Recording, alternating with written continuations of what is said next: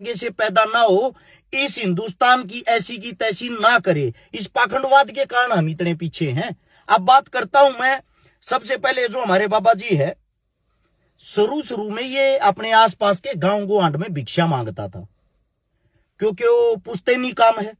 इनके दादाजी जो थे वो एक मंदिर को चलाते थे, फिर पिता ने संभाल लिया, फिर इन्होंने संभाल लिया।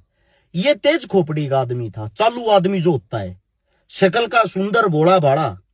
इसने सीखा है कि दादा ने अच्छी मेहनत लगन से सेवा करी, दादा को मिला क्या, पिता को मिला क्या?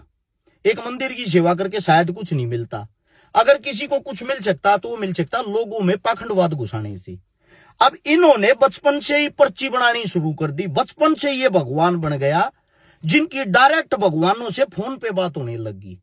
अब सबसे पहली चीज तो अच्छे से जान लीजिए, आप सभी को बता देता हूं, इसका एक छोटा भाई भी है जिसका नाम है सालिर ग्राम गर्ग, उसको सौरव कहते हैं, सौरव भैया।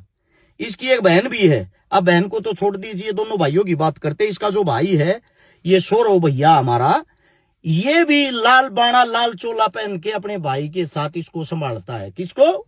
धाम को। अब सबूत के साथ आप नीचे सब कुछ देखते जाना।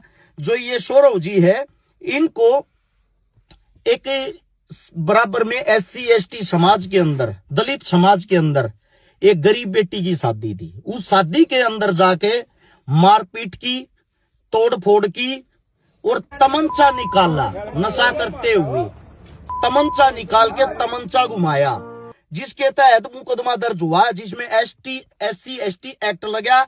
बात है 11 फरवरी की। और जो धारा लगी उसके अंदर, वे धारा लगी 294, 323, 506, 427। इसके तहत बमीठा थाना पुलिस के पास मामला दर्ज हो गया। अब मामला दर्ज हो गया तो बागेश्वर बाबा जी की डायरेक्ट जब भगवानों से ही बातें हैं, तो अपने भैया को ऐसे की ऐसे छुड़ा लाए। अगर कोई गरीब आदमी होता तो शायद 3 महीने से पहले जमानत का कोई प्रावधान नहीं था।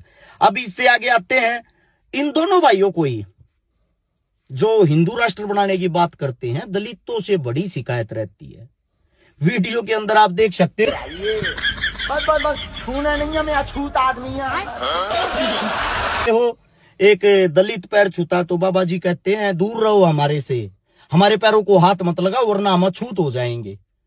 छोटा भाई तो पीटता है दलितों को तमंचे के साथ, नशे करके, नशे की धुत हालत में। और बड़ा भाई दलितों से दूर रहता है। और वही दलित जिनकी सबसे बड़ी संख्या, सबसे बड़ी शक्ति है, जिनको बाबा साहब भीमराव अंबेडकर